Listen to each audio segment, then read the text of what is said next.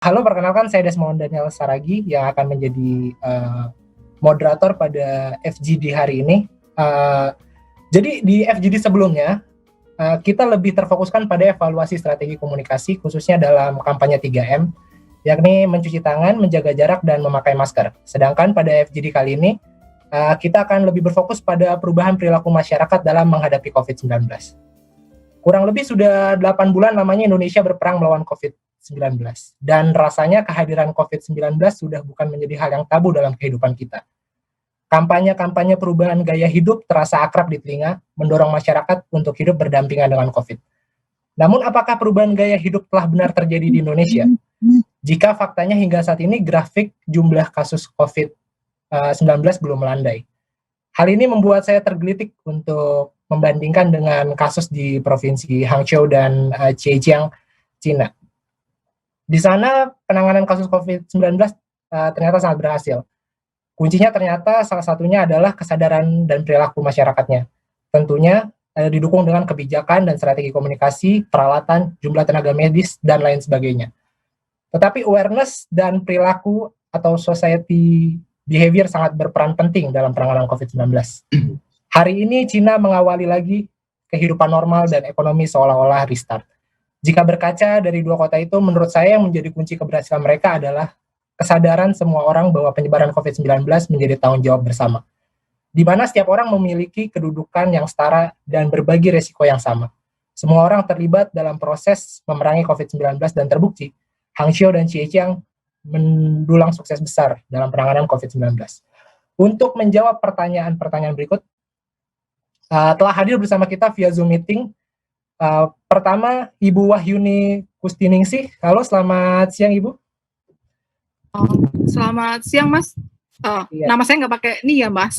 Wahyu Kustiningsih aja. Oke, Wahyu, Ibu Wahyu. Sekarang kesibukannya lagi apa ya Bu ya? Saat ini saya pengajar di Departemen Sosiologi Visipol UGM dan juga menjadi koordinator unit penelitian publikasi dan pengabdian masyarakat di Visipol. Di Universitas Gadjah Mada ya Bu ya? Yes, Universitas Gadjah Mada Mas. Oke. Selanjutnya ada Bapak Asnil Bambani selaku Ketua Aliansi Jurnalis Independen Jakarta. Halo Bapak Ansil, Mas Ansil. Halo, selamat siang Mas. Salam kenal bagi yang belum kenal, kebanyakan sudah kenal sih. Sekarang kesibukannya lagi apa nih Mas? Biasa Mas, biasa Mas, nulis berita dan kebetulan kantor saya work from home, jadi saya sangat bersyukur bisa bekerja dari rumah tanpa harus liputan ke lapangan. Oke, jadi lebih banyak di rumah nih ya akhir-akhir ini ya berarti ya? Ya. Oke, selanjutnya ada Mas Ahmad Fauzi dari komunitas MTB Jakarta. Halo Mas Fauzi. Halo Mas, selamat sore. Sore. Kesibukannya lagi apa nih Mas selama COVID-19 nih? Selama COVID ini saya rutin olahraga sore dan ya sehari-hari saya aktif untuk jualan online Mas. Oke, tentunya kalau olahraga pakai protokol kesehatan ya Mas ya? Harus. Oke. Selanjutnya ada Cindy Sitiarani selaku jurnalis dari Kompas TV. Halo Mbak Cindy. Halo Mas Desmond, selamat siang. Bu Wahyu, Mas Asnil, Pak Fauzi, selamat siang. Sekarang lagi sibuknya apa nih Mbak Cindy nih? Sekarang ya masih nulis berita, siaran di Kompas TV.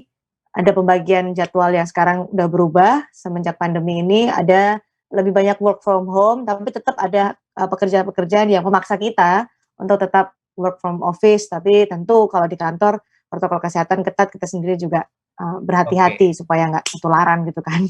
Oke, jadi kalau lagi news anchor tuh pakai face shield gitu ya Mbak ya? Nah, kalau di Kompas TV kita pakai masker, tapi ketika membaca berita supaya pesannya tuh sampai ke masyarakat ya tetap dibuka, tapi setelah itu kita tutup lagi.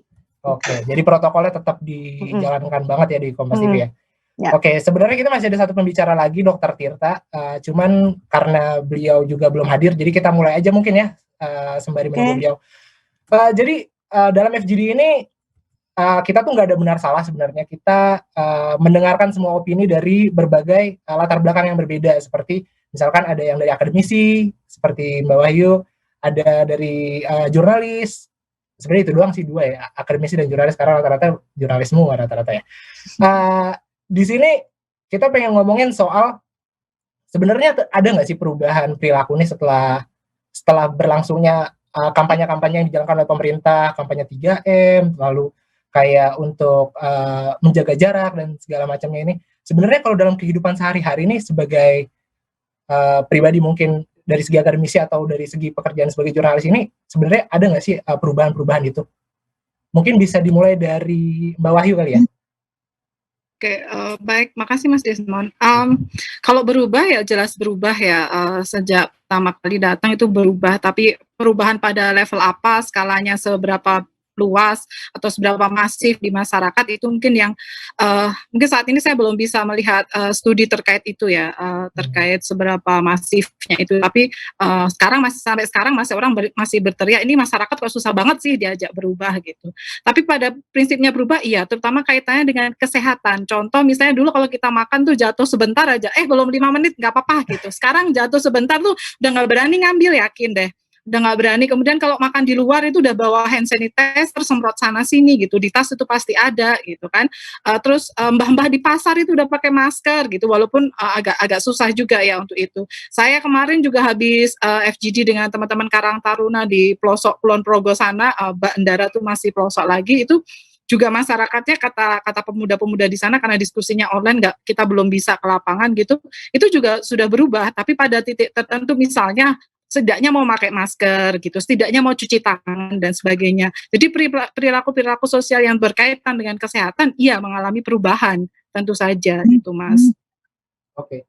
Kalau dari Mas Asnil mungkin bisa memberikan komentar. Ya, terima kasih Mas. Kalau saya melihat dari perspektif jurnalis bekerja, teman-teman yang tetap bekerja di saat pandemi, perubahan perilaku itu memang terjadi, terutama dalam jika dulu mereka pergi tanpa masker, sekarang sudah pakai masker, juga membawa cadangan, sudah bawa hand sanitizer. Begitu juga dalam ketika wawancara, walaupun ada beberapa wawancara masih ada yang offline, sekarang sudah ada protokol kesehatannya, misalkan jaga jarak 2 meter minimal, bahkan ada yang 3 meter. Dan itu saya lihat sudah terjadi, walaupun kemudian beberapa institusi ataupun beberapa peristiwa, kalau kita tahu misalkan belakangan ini ada demo, ketika ada liputan peristiwa tersebut, kerap kali itu terabaikan, baik oleh jurnalisnya sendiri maupun kelompok warga yang berada di lokasi tersebut. Nah, kalau saya melihat kesadaran untuk melakukan itu bagi pekerja, di kalangan pekerja seperti karyawan ataupun jurnalis, itu sudah ada.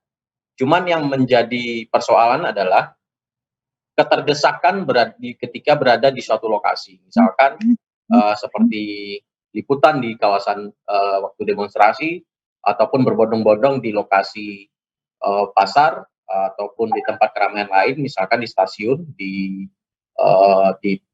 terminal, ataupun sentra-sentra yang banyak berpapasan dengan orang, membuat kita jaga jarak sering terabaikan. Sebenarnya ini bisa dicegah, dan tetapi memang konsekuensinya adalah aktivitas ekonomi itu juga akan berkurang jadinya. Makanya yang kedua adalah terhadap lembaga-lembaga pemerintahan. Saya juga masih melihat konferensi pers yang dilakukan secara offline itu seharusnya sudah mulai ditinggalkan ataupun bisa dilakukan dengan pertimbangan-pertimbangan yang lebih ketat. Karena mengingat di jurnalis sendiri angka COVID juga banyak menulari beberapa kawan-kawan, dan beberapa kasus di Jakarta itu ada beberapa orang yang meninggal, tapi itu terjadi sebelum Juni. Setelah Juni itu mulai ada peningkatan PSBB ketat, kemudian kemarin juga diperketat lagi, itu juga sudah mulai beberapa kantor meningkatkan kewaspadaan, termasuk di beberapa televisi maupun di media cetak, media online sudah memperketat hal tersebut, sehingga di kalangan media sudah ada kenaikan. Cuman yang tadi yang perlu diperhatikan adalah mengurangi intensitas pergi liputan ataupun konferensi pers offline. Mungkin begitu, Bang Desmond. Terima kasih Mas. Selanjutnya mungkin Mas Fauzi. Terima kasih Mas Desmond. Saya sebagai yang sering berkegiatan di luar, terutama saat berolahraga, karena kebetulan ini berkaitan dengan hobi saya, yaitu bersepeda. Jadi kita sekarang harus beradaptasi dengan kebiasaan baru di masa pandemik, terutama berkaitan dengan gerakan cuci tangan, memakai masker, dan menjaga jarak ya. Nah, ini sebetulnya salah satu gaya hidup sehat yang kita harus lakukan untuk kemudian untuk meningkatkan imunitas kita, yaitu kekuatan fisik kita menghadapi virus corona dengan cara melakukan olahraga dan makan makanan yang sehat. Nah, kami melakukan satu kegiatan bersepeda sudah menjadi kebiasaan atau sudah menjadi kebiasaan baru saat ini bagi masyarakat sejak adanya pandemi COVID-19 melanda di Indonesia. Nah, sebetulnya ini bisa kita lihat dari gejala dalam masyarakat, begitu banyak euforia di tengah masyarakat kita dalam hal menyikapi COVID-19, yaitu waktu itu kita bisa melihat begitu dibuka, begitu banyak orang bermain sepeda, berolahraga. Nah, itu menjadikan kita itu lupa dengan protokol yang kita sudah tetapkan ya. Nah, komunitas sepeda saya kira memiliki peran penting dalam membantu pemerintah untuk mensosialisasi protokol kesehatan ini. Minimal komunitas itu untuk mensosialisasikan di lingkungan keluarga, masyarakat sekitar, atau lingkungan rumah kita.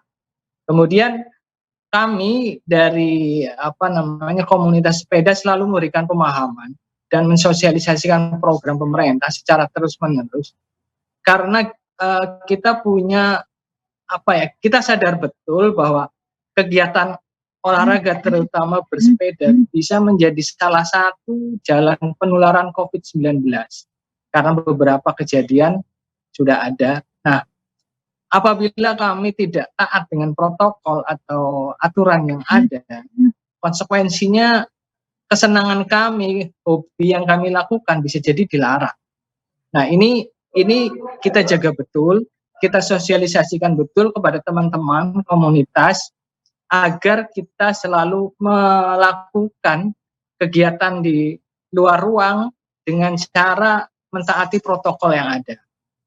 Nah, perilaku seperti ini untuk sebagian komunitas itu sudah berjalan dengan baik. Artinya kita nih yang tergabung dalam berbagai macam komunitas olahraga, sepeda, dan lain sebagainya, itu sudah berjalan. Nah, di luar sana yang hobi dadakan muncul sejak COVID ada, terutama yang terjadi dalam masyarakat, ini yang perlu disosialisasikan, terutama kepada masyarakat umum yang memang tidak biasa bersepeda, keluar bersepeda, mereka tidak menggunakan masker dan lain sebagainya. Nah, ini yang memang tantangan buat kami komunitas untuk selalu mensosialisasikan ini. Nah, ini penting karena memang inilah dunia kita, dunia saya, dunia kami.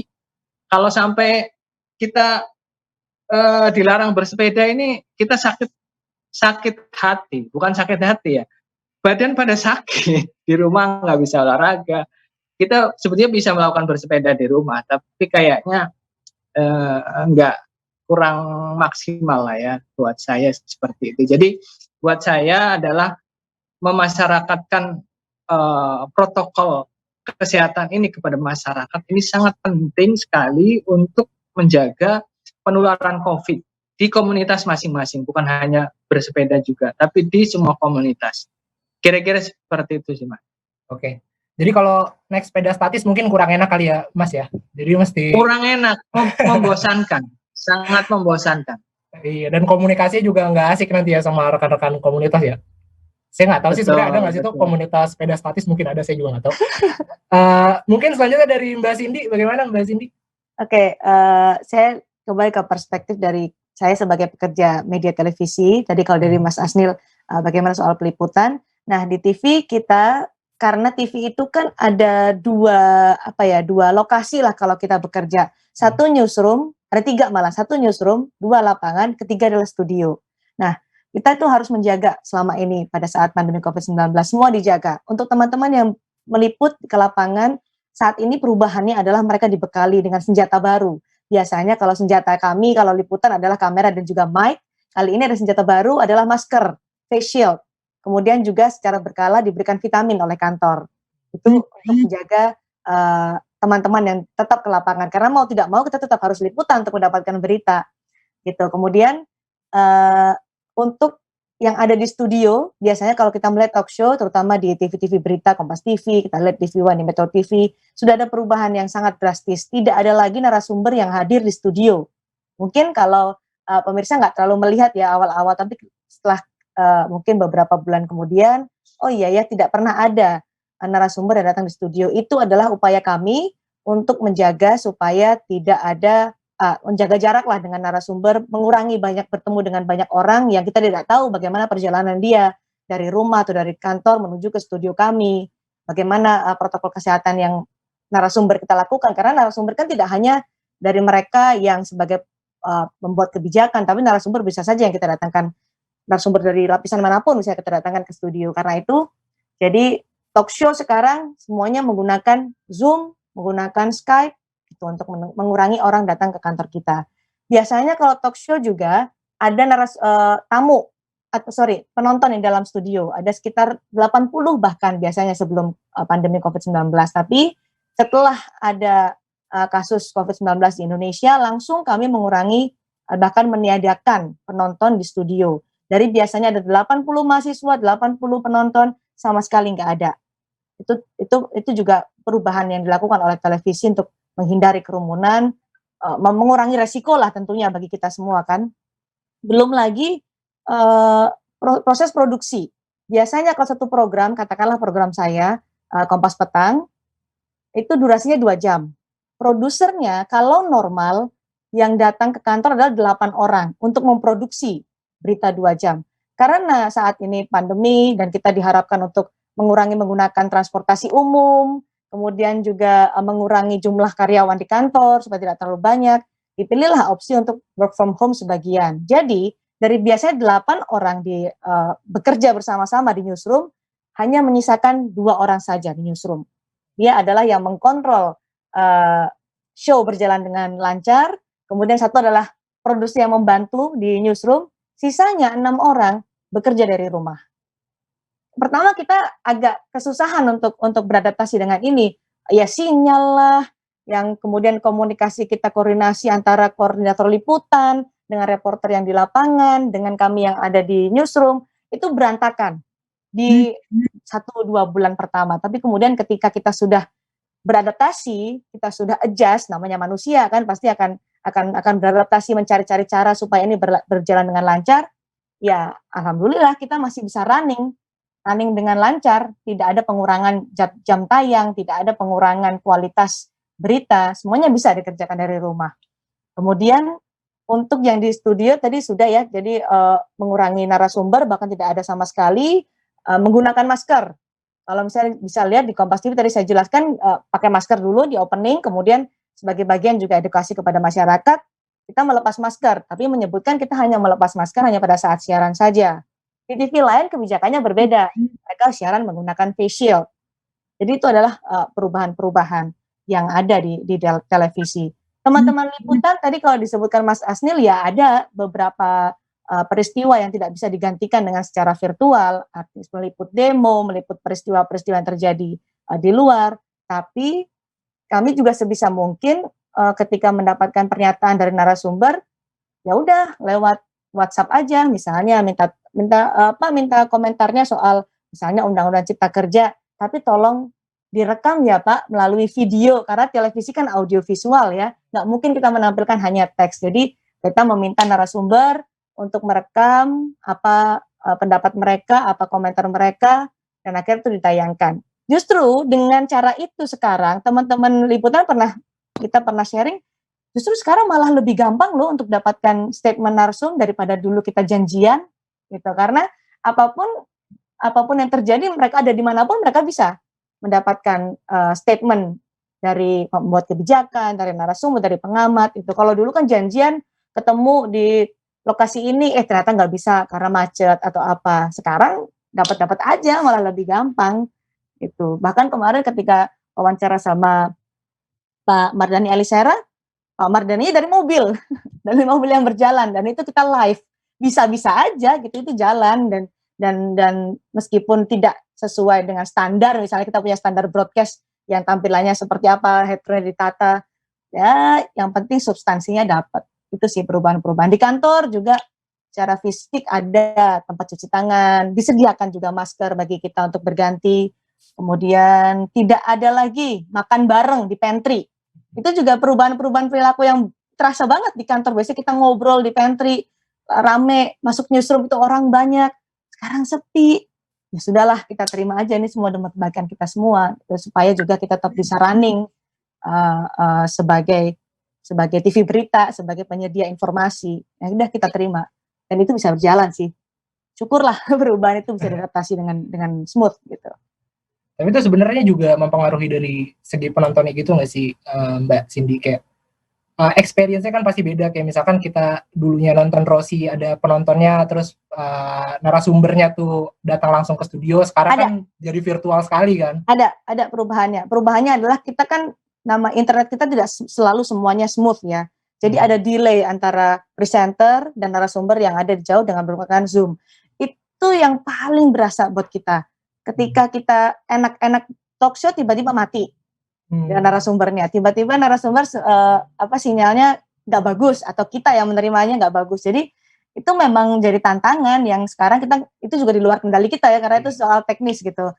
Iya, ada feel-nya juga beda. Biasanya kalau sedang panas nih diskusinya, ada yang tepuk tanganin supaya lebih panas atau gimana. Sekarang nggak ada. Jadi iya ada perubahan feel, tapi kita kan bicara soal substansi ya, apalagi untuk talk show dalam hal berita, penyampaian juga, dan paket-paket berita tidak mengganggu substansi. Feel-nya mungkin iya berubah, tapi substansi enggak. Iya. Pesannya juga enggak. Itu bahkan mungkin politisinya kalau ditanyanya pertanyaan sulit bisa pura-pura lost connection kan? bisa. Oke, ini udah bergabung bersama kita sekarang Mas Tirta. Apakah sudah bisa diaktifkan kameranya, Mas Tirta? Ya, assalamualaikum. Waalaikumsalam. Iya, Dokter Tirta, ini kita sedang berdiskusi tentang adakah perubahan perilaku masyarakat nih setelah adanya COVID dan sebelum COVID. Kalau Mas Tirta, Dokter Tirta sendiri ini merasakan nggak sih sebenarnya ada perubahan atau tidaknya? Jadi kalau dari saya sebelumnya, Assalamualaikum warahmatullahi wabarakatuh. Terima kasih Kontan ya, sudah liput.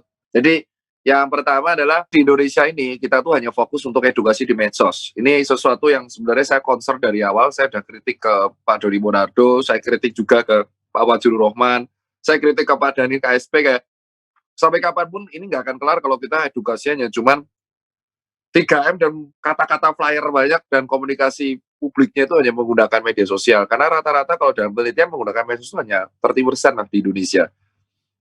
Nah, akhirnya sesuatu yang kita khawatirkan itu terduga. Yang paling aku takutin dari awal dari bulan Maret itu adalah kalau kita nggak buru-buru untuk edukasi dan masif secara lewat TV, itu adalah si COVID ini akhirnya tidak menjadi resisten dan denial-nya itu di kalangan arus bawah. Kalangan warga-warga grassroots yang tinggal di daerah perbatasan atau pedesaan yang mereka bahkan nggak memikirkan COVID itu apa. Jangankan COVID, soal imunisasi aja warga seperti ini nggak patuh. Nah, lalu saya bersuara lah sama kawan-kawan, karena saya kan relawan ya. Relawan itu konsepnya merah putih sama kayak TNI dan Polri. Jadi kayak apapun pemimpinnya, apapun keputusannya, tujuan kita adalah membela negara. Nah, ternyata pada waktu di lapangan, saya cerita itu dianggap omong kosong. gitu loh. Pada waktu dulu di bulan Mei saya bercerita bahwa orang-orang yang mengagungkan Jering, menganggap COVID konspirasi itu banyak loh. Mereka anggap omong kosong, Jering dibiarin. Padahal Jering ini kan kritik, harusnya disentuh, dijawab, selesai. Case close, maka tidak akan ada orang menganggap COVID konspirasi saat itu, karena kita menjelaskan dengan elegan. Tapi yang terjadi, kita menyepelekan. Sampai akhirnya isu konspirasi itu nyebar, sampai ada isu pengcovidan, terus isu-isu yang beredar di lapangan, yang mengakibatkan dibenturkan. Dan puncaknya adalah kemarin ketika demonstrasi Omnibus Law, itu orang anggapnya apa? Demo Omnibus Law. Tapi kalau saya melihatnya sisi yang lain, karena saya turun di lapangan juga. Itu artinya edukasi saya selama 7 bulan itu sia-sia. 8 bulan. Omong kosong lah edukasi saya pada waktu. Loh, kenapa? Karena salah satu poin penting 3M itu apa? Menjaga jarak. Dan saat satu hari itu, protokol jaga jarak dilanggar di total 12 kota dan semua keramaian 100.000. Terus ngapain kita edukasi 8 bulan? Nah, ini adalah concern yang nggak pernah diangkat oleh sebagian orang. Entah karena takut dijemput, takut dibungkam UITE atau apa. Kalau saya sih berani ngomong. Itu singkat cerita histori. Terus apa yang terjadi di lapangan? Jadi lapangan sekarang di masyarakat itu terjadi 3 opini yang sangat berbeda. Opini yang pertama adalah opini yang sangat concern terhadap COVID. Orang-orang ini tuh mendapat edukasi yang cukup dari bulan Maret, ngerti apa itu COVID, ngerti cara mencegahnya. Dan orang-orang ini rata-rata dia aktif banget di media sosial dan menjadi social justice warrior di Twitter. Saya hafal semua akunnya karena saya data dan saya sudah storekan ke tim BNPB. Bahwa orang-orang ini itu adalah orang-orang yang edukasi tapi nggak pernah turun ke lapangan. Jadi mereka benar-benar hanya membuat postingan Twitter yang sangat panjang, provokatif. Intinya COVID di Indonesia salah, COVID di Indonesia serem.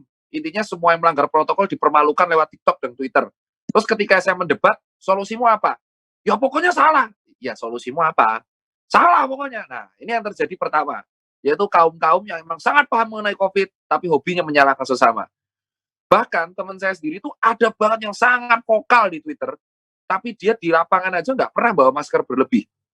Kalau saya vokal, saya kritik, saya selalu membawa 12 masker. Saya total membagi sudah hampir 45 ton KAPD ke 350 kota, hampir 12.000 paket makanan, habis total sekitar 1,8 M untuk razia perut lapar. Itu udah duit saya sendiri dan udah bodo amat lah saya mau miskin apa enggak.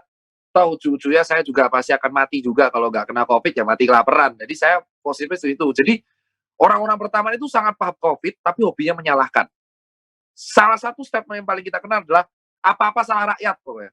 Ya COVID naik karena rakyat nggak patuh. Ini COVID naik karena orang lapangan nggak patuh. Pokoknya itulah, itu yang nomor pertama. Nomor 2 adalah orang yang netral. Jadi dia ngerti mengenai COVID itu apa, dia ngerti COVID itu apa, dia ngerti cara mencegahnya, tetapi orang-orang ini tuh turun. Kayak dia selalu membawa masker paling nggak 4. Ini serius teman saya sendiri ada. Dia adalah seorang reporter di TV swasta. Dia tuh kalau turun, ngeliput, dia selalu bawa masker tuh 8. 4-8. Jadi, ketika narasumber nggak dapat, dikasih sama dia. Ketika ada orang nggak dapat, kasih sama dia. Dan rata-rata reporter itu kan dapat nasi kotak ya biasanya. Nah, nasi kotak punya dia itu dikasih ke orang. Ini kan salah satu contoh. Dia nggak pamer, dia nggak ria, tapi gerakan dia ini akhirnya ngerti bahwa orang itu kenapa membantah protokol, karena di lapangan mereka butuh makan. Itu kebutuhan primitif dari manusia yang dilupain sama semua orang, yang bahkan dilupain sama pejabat-pejabat kita. Bahwa orang itu nggak patuh karena susah makan. Gimana mereka mau beli masker seharga Rp7.000 yang kata Kemenkes setiap 4 jam harus diganti, yang saya hitung-hitung berarti 1 hari harus butuh 5 masker, berarti seminggu harus ngeluarin total 150.000, sebulan harus 600.000 buat masker doang. Sementara mereka buat makan nyari 20.000 aja nggak bisa. Ini kontradiktif. Nah, orang-orang nomor 2 ini dibutuhin. Orang-orang nomor 2 ini yang benar-benar dibutuhin di Indonesia, yang benar-benar mereka itu tiap kota bisa menggerakkan. Alhamdulillah di Bali ada, di Sidoarjo ada, dan akhirnya saya sama Anji mengeluarkan hashtag razia perut lapar. Razia perut lapar itu adalah gimana kita memberikan satu makanan, satu suplemen, dan satu masker kepada orang-orang arus bawah yang kita punya datanya.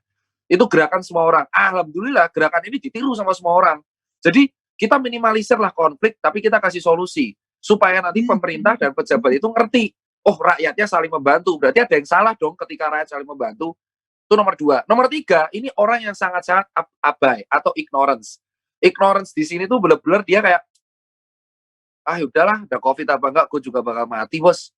Contoh, petani di Boyolali, Sambi, Simo, Kulon Progo, Kendal, Pati. Nah, coba teman-teman kalau datang ke sana, Petani tuh ketawain saya kemarin. Ada petani di Boyolali. Pakai bahasa Jawa saya terjemahin. Mas Tirta, ini bahasa Jawa. Lah misalnya aku macul nggo masker piye carane, Mas? Kan angel, Mas. Macul nggo masker. Saya terjemahin. Mas Tirta, gimana saya bisa macul pakai masker? Ya saya juga bingung juga ya jawabnya ya. Ayo Mas, gimana coba nanam padi pakai masker gimana Mas? Mumet dah itu. Nah, itu saya ditanya itu aja saya logika saya aja hancur ya bisa jawab. Ayo Mas, kalau sapi Mas, aku angon sapi Mas. Lek misalnya bengi, aku pasti motong itu rumput. Aku mesti jika suket tak nggo angon sapiku. Tapi ya coba pakai masker buat motong rumput. Apakah itu bisa dijawab sama influencer yang dibayar oleh pemerintah? Apakah itu bisa dijawab oleh para dokter-dokter kita yang di staff? Kalau dokter lapangan nggak ngerti. Terus nomor 3, pernah nggak membayangkan kemarin habis demo, dokter teman saya itu di Kartosuro yang kena batu tuh banyak. Masuk ke IGD udah nggak tahu nih COVID apa enggak, yang penting moncrot-moncrot. Ayo, gimana coba kita menjelaskan? Dokter aja udah nggak tahu. Masa kita harus rapid satu-satu? Wah, COVID. Ada 100 orang numpuk IGD itu babak bundas, babak belur karena kena batu gara-gara demo. Wajar nggak kalau seorang relawan kayak saya bertanya kemarin di Twitter sama di Instagram, saya tanya, saya ikut kok demo.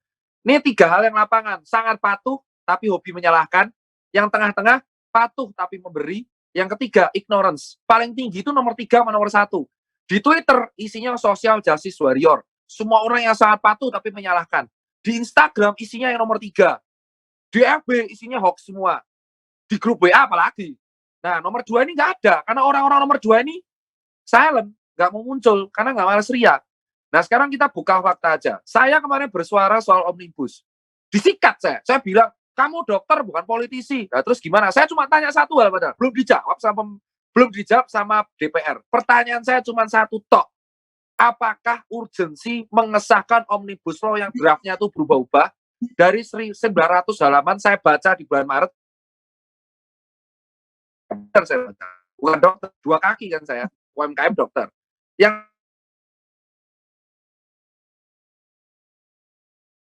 kalian tidak memikirkan bahwa demo itu nggak perlu izin. Menurut Undang-Undang Demo tahun 98, demo itu cuma memberitahu. Apa kamu tidak memikirkan efeknya kalau kamu mengesahkan itu ada demo di masing-masing tempat yang itu akan merugikan para nakes yang bekerja? Jawabannya apa? Karena membuka lapangan pekerjaan. Saya bantah.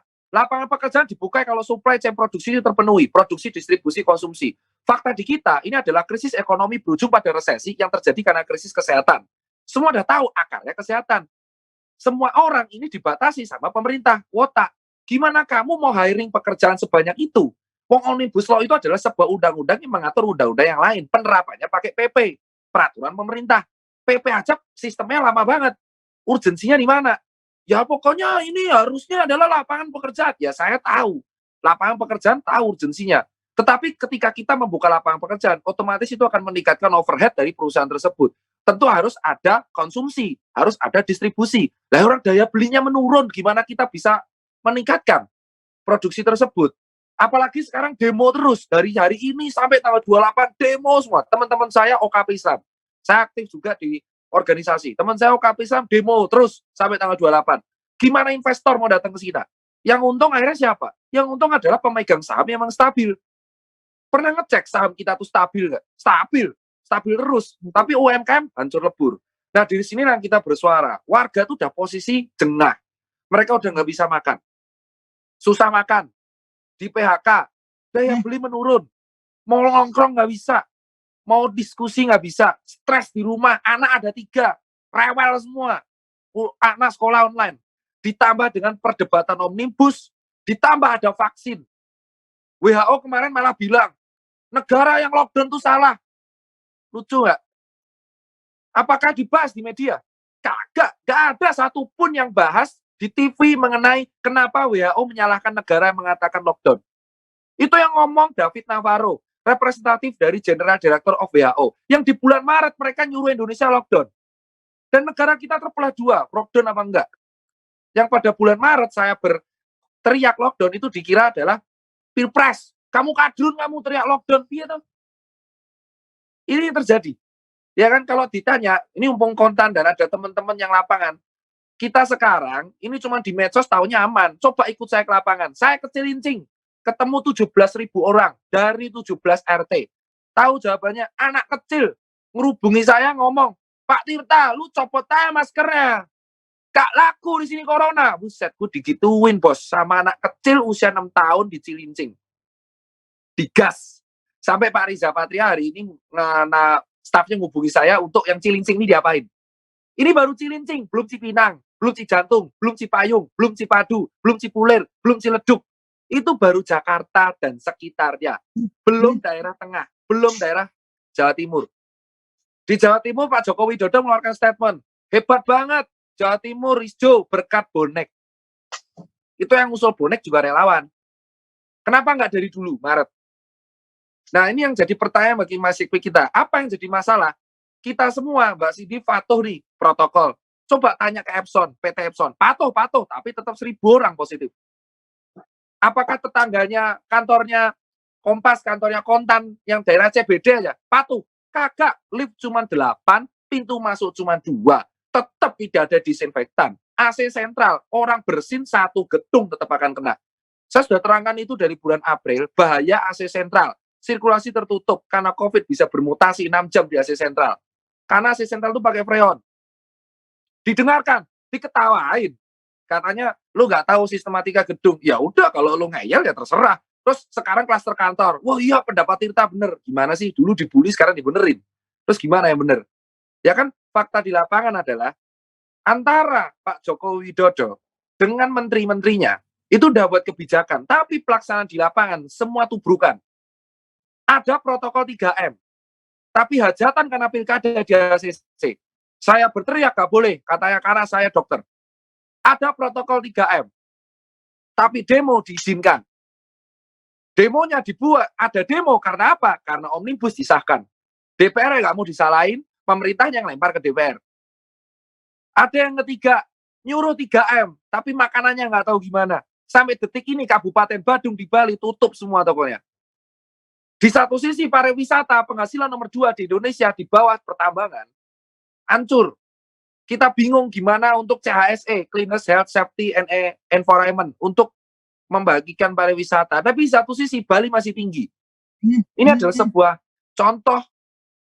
contoh buruknya penanganan COVID di Indonesia. Saya bisa bilang, dan silakan di caption atau apapun, dan saya emang nggak takut ngomong. Hidup cuma sekali kok, suara cuma satu. Paling mati kalau nggak dijemput, diculik, dihack, didoxing, apa sih paling mentok kayak gitu.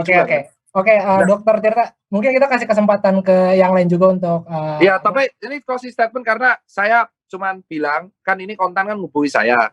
Jadi kalau yang terakhir, bagi saya adalah, kalau ditanya kondisi COVID kayak gini kayak apa, kalau dari relawan jujur udah pasrah. Kalau dibilang Indonesia aman, kagak ada yang aman, bos. Itu vaksin paling juga yang disuntik baru 20%, sekitar 20-26 juta, dan itu hanya untuk pejabat, aparat, sama relawan dan tenaga medis. Kalau untuk warga umum, bermimpilah tahun 2021 akhir. Terus, kalau yang kedua, buat masyarakat sekalian, yang perubahan perilaku, sudah, yang penting, sudah perdebatan di medsos, karena faktanya juga antara pejabat dan pelaksana nggak sinkron. Yang penting, sampean bawa masker berlebih, bagi sekitarnya. Kalau ada yang nggak bisa makan dikasih, yang nggak pakai masker dikasih. That's it, case close kalau dari saya. Kalau ada yang masih meragukan, bisa ikut saya keliling di lapangan, tetapi tidak ada swab, tidak ada rapid. Jadi resiko ditanggung sendiri. Terima kasih Dokter Tirta. Satu hal yang jadi catatan sih, menurut Dokter Tirta tadi kenapa orang banyak tidak mematuhi protokol COVID-19 ini karena susah untuk mencari makan. Sedangkan kalau menurut rekan-rekan di sini gimana sih sebenarnya? Apakah benar nih faktor utama kenapa orang-orang itu nggak, maksudnya susahnya untuk menerapkan protokol-protokol kesehatan ini sebenarnya apa sih faktor lainnya? Mungkin apa emang setuju karena emang susah cari makan doang, atau mungkin dari segi misalkan pesepeda mungkin ada faktor lain, atau dari segi jurnalis ada sudut pandang lain. Mungkin bisa dari Mas Fauzi dulu mungkin. Ya, terima kasih. Nah, berbicara soal kendala, memang saya sudah mengamati dari awal adanya COVID sampai hari ini, memang kita itu sepertinya nggak konsisten dengan kebijakan ya. ditambah dengan euforia di tengah masyarakat yang kita tidak dilandasi oleh informasi yang tepat. Salah satunya begini, jadi penggunaan masker, misalkan contoh ketika kita olahraga menggunakan masker, tiba-tiba yang bersangkutan meninggal. Nah, yang disalahkan tuh maskernya, karena memakai masker kurang oksigen, kemudian meninggal. Padahal informasinya tidak seperti itu. Punya background penyakit jantung, dia punya background semalam kurang tidur sehingga kecapean, dan lain sebagainya. Nah, saya juga mengutip ada kompas.com tanggal 2 bulan 6 2020 dari dokter spesialis kedokteran olahraga, Dr. Michelle Trianto ya. Dia mengatakan ketika ditanya oleh Kompas bahwa bisa jadi yang meninggal ketika saat bersepeda itu karena pengaruh penyakit bawaan seperti jantung tadi atau kelelahan yang diakibatkan oleh penyebab lain. Jadi bukan karena penggunaan masker. Nah, ini seorang dokter yang mengungkapkan pendapatnya. Jadi kemudian di tengah masyarakat berkembang isu yang mengatakan bahwa ketika kita berolahraga jangan menggunakan masker. Padahal kita nih penggiat sepeda dari tahun 2005 waktu itu ada komunitas pekerja yang bersepeda ke kantor, kita itu sudah melakukan sosialisasi penggunaan masker, tapi dengan isu yang berbeda. Karena isunya adalah penggunaan masker itu untuk mengatasi polutan yang ada di udara Jakarta.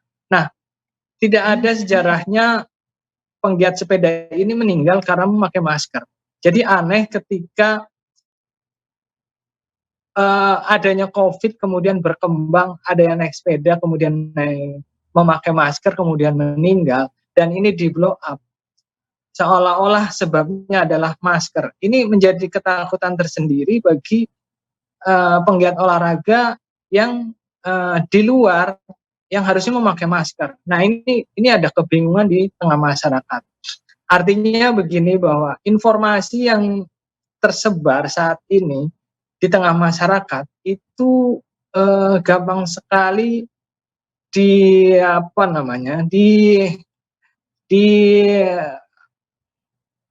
dijadikan pemicu untuk membesar-besarkan sebuah isu yang lain, berita hoax.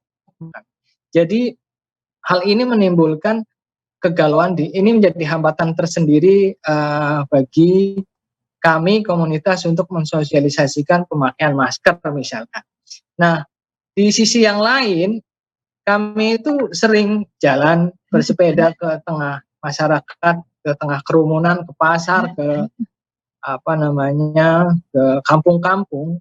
Memang masyarakat itu bukan AB sebetulnya. Seperti yang diungkapkan Dr. Tirta tadi benar. COVID itu seperti setan, antara ada dan tidak ada. Nyatanya ada, tapi di lingkungan dia nggak ada. Jadi dia nggak peduli apakah saya harus pakai masker atau tidak. Akhirnya mereka tidak mempedulikan keadaan yang harus dihadapi. Plus ditambah dengan memang keadaan ekonomi yang sangat terpuruk saat ini. Saya pulang kampung misalkan beberapa waktu yang lalu, itu sama kayak yang diungkapkan Dr. Tirta, bahwa malah petani itu lebih sehat, malah para pedagang di pasar itu sehat. Mereka tidak memakai masker, mereka melakukan aktivitas seperti biasa. Nah, hal inilah yang memang menjadi hambatan, kendala yang kita hadapi di tengah masyarakat, karena tidak ada konsistensi kebijakan di kita. Sebetulnya kita mau menganut yang mana? 3 hal yang diungkapkan Dr. Tirta tadi itu, orang yang konsekuen dengan gigih mempertahankan pendapatnya, mengetahui mengenai informasi COVID, tapi tidak melakukan apapun. Ada yang melakukan sosialisasi, ada yang mereka terjun ke lapangan. Nah, sisi yang terjun ke lapangan ini sangat minim. yang melakukan edukasi dan contoh kepada masyarakat, peduli kepada masyarakat itu sangat minim sekali, sehingga masyarakat ya sudahlah, tidak terlalu banyak tidak terlalu banyak memikirkan. Yang dipikirkan saat ini adalah bagaimana dia bisa makan 3 kali. Itu sih. Jadi memikirkan hal-hal yang dakik-dakik, yang susah-susah akhirnya ditinggalkan. Jadi isu COVID akhirnya sangat tidak relevan kalau di tengah masyarakat, terutama di luar Jakarta ya, karena kemarin saya pulang kampung, mereka sangat ya cuek-cuek aja. Jadi tidak terlalu bermasalah dengan kehidupan yang ada di dalam masyarakat itu sendiri sih, Mas. Itu yang saya lihat, Mas. Oke, terima kasih, Mas. Selanjutnya mungkin dari Mbak Cindy. Halo, Mbak Cindy. Halo, mungkin kita ke Mas Asnil dulu deh. Gimana kalau Mas Asnil? Terima kasih, Mas Desmond. Memang apa yang dikhawatirkan oleh Dr. Tirta itu memang dari awal teman-teman di jurnalis itu sudah memantau kondisi itu.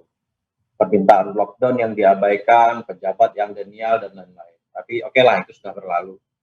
Nah, sekarang itu saya sendiri sebagai jurnalis berharap tidak hanya publik yang dituntut untuk melakukan 3M.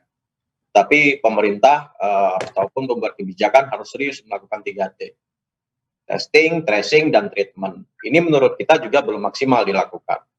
Justru pemerintah melakukan hal kontraproduktif, seperti membuat kebijakan yang kemudian justru memicu orang untuk demo, memicu orang berkerumun, dan lain-lain.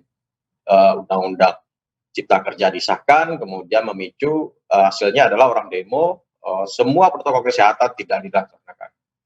Ini adalah sebab akibat. Jangan kita melihat akibatnya orang berkerumun itu disalahkan, tetapi salahkanlah siapa yang memulai kebijakan ini. Saya sepakat dengan Dr. Tirta. Kemudian di testing sendiri kita tahu ini juga sangat penting untuk mengetahui orang harus pakai masker atau tidak. Ini juga perlu juga kita kritisi. Buat apa masker dipakai sementara orang di sekitarnya itu sehat semua, gitu kan? Jadi benar hal bodoh aja ketika seorang petani yang nyamacul di sawah, dia cuma sama istrinya, masa harus pakai masker gitu kan? Ya itu adalah hal bodoh juga dilakukan jika hanya dia berdua, dia sehat-sehat aja, tidak punya sejarah kontak dengan orang yang memiliki histori perjalanan atau berhubungan dengan pasien COVID, itu juga harus kita kritisi juga. Kemudian termasuk juga dengan tracing-nya. Saya melihat masih banyak bolong-bolongnya kita di sini. Saya menyadari juga keterbatasan tenaga kesehatan, keterbatasan laboratorium, keterbatasan mungkin alat testing, tetapi jika kemudian ini diatasi dari awal dengan melakukan lockdown, mengunci karena kita adalah daerah kepulauan, seharusnya lebih enak untuk mengunci, tapi ternyata lockdown atau mengunci isolasi satu wilayah itu tidak dilakukan. Tapi ya sudahlah, itu yang di belakang. Sekarang ketika 3M dilakukan, publik, siapapun, komunitas, kita di asosiasi jurnalis juga berusaha melakukan itu, melakukan sosialisasi, gaya hidup sehat, protokol kesehatan, cuci tangan, pakai masker, menjaga jarak, itu kita lakukan. Kita juga berharap 3T, testing, tracing, dan treatment itu benar-benar serius juga dilakukan pemerintah. Jangan membuat kebijakan-kebijakan yang justru mendatangkan akibat yang lebih berat akhirnya. Itu sih kira-kira Bung Desmond. Oke, terima kasih Mas. Selanjutnya mungkin Mbak Wahyu bisa menanggapi. Oke, makasih Mas Desmond. Sebelumnya saya mau ucap apresiasi ke Dr. Tirta dan teman-teman. Jujur apa yang dilakukan dokter itu bagi sense of community, menumbuhkan kesadaran kolektif di masyarakat yang sebenarnya itu yang kita butuhkan. Jadi kalau ditanya harus apa di masyarakat, ya kita harus menumbuhkan kesadaran kolektif itu, dan pemerintah belum banyak menyentuh itu. Pemerintah hanya main ya tadi kayak yang penting sudah sosialisasi dan lain sebagainya. Tetapi perlu dilihat juga COVID ini tuh bencana yang masyarakat kita belum punya pengalaman untuk menghadapinya. Kalau gempa itu kan real ya, bangunan ambruk, ini rusak dan lain sebagainya. COVID itu kan nggak kelihatan gitu. COVID nggak kelihatan, tapi benar-benar memaksa orang untuk itu tadi, yang biasa suka nongkrong, karena kita kan, masyarakat kita kan sangat komunal ya, terbiasa apa-apa bersama, nongkrong dan lain sebagainya, mengerjakan bersama gitu. Harus tinggal di rumah gitu, online dan lain sebagainya itu. Nah itu tantangan luar biasa di masyarakat, nggak mudah. Bahkan saya sendiri yang seorang akademisi pun di awal-awal untuk beralih harus stay at home dan lain sebagainya gitu. Karena orang kita tuh kan kadang percaya dirinya juga tinggi ya. Saya sehat, saya sudah minum ramuan herbal ini itu gitu. Itu kan juga tinggi gitu ya dirinya. Saya COVID itu semua udah tahu deh, harus cuci tangan, harus ini, harus jaga ini, itu sudah tahu. Bahkan kalau saya bilang ini udah over informasi. Tapi persoalannya bagaimana menumbuhkan sense of community-nya itu supaya kita jalan bareng dan sebagainya. Karena selama ini yang saya lihat di masyarakat itu semua kayak jalan sendiri gitu loh. Kayak kita nggak ada COVID itu, ya udah lu kena COVID ya udah, kena COVID ya udah gitu loh. Itu urusanmu. Nah perasaan yang kita COVID ini urusan kita bersama. Jadi kalau kamu kena, itu tanggung jawab kita bersama gitu. Itu belum di masyarakat. Tapi kita juga paham betul bahwa dalam konteks masyarakat Indonesia, pengetahuan COVID misalnya, COVID itu penyebabnya apa, bagaimana mengurangi resiko penyebarannya dan sebagainya gitu. Tapi persoalannya perubahan perspektif itu kan nggak serta-merta bisa dilakukan oleh masyarakat ya. Jujur yang paling terimbas besar adanya COVID itu kan masyarakat bawah ya, grassroots. Oke, sekarang contohnya misalnya harus bekerja dari rumah. Sekarang pekerjaan apa yang bisa dilakukan dari rumah? Nggak semua pekerjaan kan? Sektor-sektor informal dan lain sebagainya itu kan juga terimbas. Nah, itu juga harus dipertimbangkan ketika pemerintah misalnya membuat kebijakan harus ini itu juga harus dipertimbangkan gitu. Bantuan-bantuannya apakah cukup memadai dan sebagainya itu juga harus dipertimbangkan gitu. Ini saya kalau orang ilmiah menganggap ini adalah penyakit. Jadi harus kalau mau sembuh, mau apa ya ini harus begini, jauhi ini, nanti kalau ada gejala ini harus begini gitu. Itu fix gitu. Tetapi masyarakat kita juga kadang melihat COVID ini bagian dari kalau dari perspektif agama itu kan ini hukuman, ini ini karma, ini macam-macam gitu. Kayak teman-teman jaring dan lain sebagainya juga mungkin ada perspektif lain kan ya.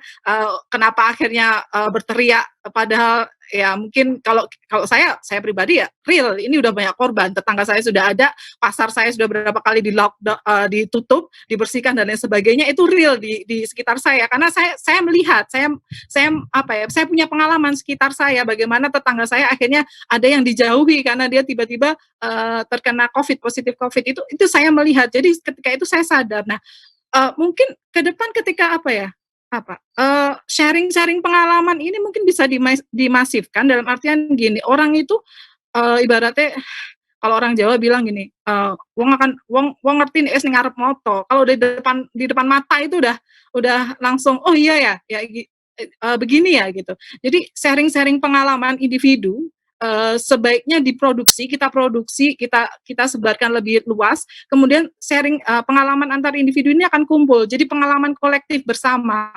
Nah, ini akan menumbuhkan sense of community itu. Tentunya di dalamnya juga ada modal sosial yang juga berperan ya. Ada misalnya nilai komunal, nilai kekeluargaan dan lain sebagainya. Tapi persoalannya sekarang mungkin caranya nggak bisa kalau mungkin bukan COVID ya, kita bisa ketemu offline dan lain sebagainya. Tapi sekarang strateginya harus sedikit diubah, seandainya pun offline juga harus memperhatikan protokol kesehatan dan lain sebagainya. Saya setuju sekali, jujur aja saya sebagai dosen ya, kemarin waktu demo itu yang saya khawatirin mahasiswa saya. Saya orang Visipol, jelas kalau ada demo itu Visipol maju duluan kan. Saya takutnya mahasiswa saya, aduh gimana gitu. Jadi ini kayak perempuan ya, saya nggak tahu ya, tapi saya ngerasa, aduh mahasiswa saya ini gimana nih COVID kayak gini gitu. Ini pemerintah kok ngapain sih ngegonginnya sekarang, gila apa vaksin belum oke, ini angka naik terus digongin sekarang, itu kan jelas memunculkan demonstrasi dan sebagainya. Saya setuju untuk, ya saya sependapat bahwa Omnibus Law masih problem gitu. Tapi ketika pemerintah akhirnya mengetuk sekarang gitu, itu kan memunculkan reaksi yang yang luar biasa gitu. Kalau pemerintah memang concern kepada penurunan angka COVID gitu, tentu pemerintah punya sense untuk memprediksi ke depan gitu loh. Ketika ambil keputusan ini dampaknya apa dan apa. Jelas kalau Omnibus Law nggak COVID aja demo, mau COVID juga nggak urus gitu loh. Karena asumsi di demo kemarin juga banyak yang nggak pakai masker, itu yang saya sayangkan juga gitu. Itu jadi kalau saya ngerasa kalau sekarang dari pemerintah, saya teman relawan masyarakat sipil dan sebagainya, teman-teman jurnalis dan sebagainya itu sudah melakukan sosialisasi gitu. Harus seperti apa untuk mitigasi COVID itu sendiri gitu. Tapi persoalannya masyarakat tuh butuh dirangkul, masyarakat tuh butuh diperlihatkan secara real. Masyarakat butuh diberikan contoh gitu. Tapi ketika misalnya pemerintah lebih mengurusi yang lain dan sebagainya, bisa jadi juga masyarakat lelah. Ada masyarakat yang sangat disiplin. Jujur saya berapa kali agak tertawa ketika saya scroll media sosial gitu kan, di Instagram atau dimanapun gitu, sanksi-sanksi yang diberikan ketika ada pelanggaran COVID gitu. Suatu hari saya lihat ada aparat Satpol PP itu memberikan sanksi berupa tadinya suruh push up atau apa ibu-ibu gitu, ibu-ibunya nawar, "Sholawatan boleh ya Pak ya?" gitu. Pokoknya dirayu gitu, ditawar gitu, "Sholawatan boleh ya?" Akhirnya oke lah nggak apa-apa sholawatan. Tapi yang saya heran dari video itu adalah bapaknya Satpol PP atau polisi ya, saya lupa bajunya, itu maskernya cuman separuh gini, hidungnya kelihatan. Terus ibunya yang sholawatan nggak pakai masker lah. Ini gimana coba? Saya kan jadi aneh aja ngelihat itu gitu. Jadi kalau mau menuntut masyarakat untuk disiplin, untuk melawan kita sama-sama berjuang untuk melawan COVID ini, ya semua elemen masyarakat harus turun, termasuk juga pemerintah. Pemerintah harus sadar perannya itu sebagai apa di sini. Jangan jujur aja ketika sekarang kan lagi masifnya ada denda, ada macam-macam, itu sebenarnya saya agak miris juga loh. Misalnya masker, nggak semua orang juga bisa akses masker. Kemarin ada masker SNI, masyarakat pakai masker SNI. Ini apalagi gitu loh. Maksudnya wacana-wacana apa lagi yang harus diterima oleh masyarakat? Masyarakat sekarang butuhnya bukan soal itu gitu.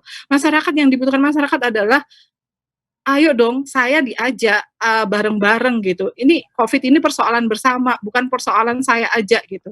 Lah kalau sekarang ya jujur aja yang paling terbebani ya masyarakat grassroots, kemudian perempuan gitu.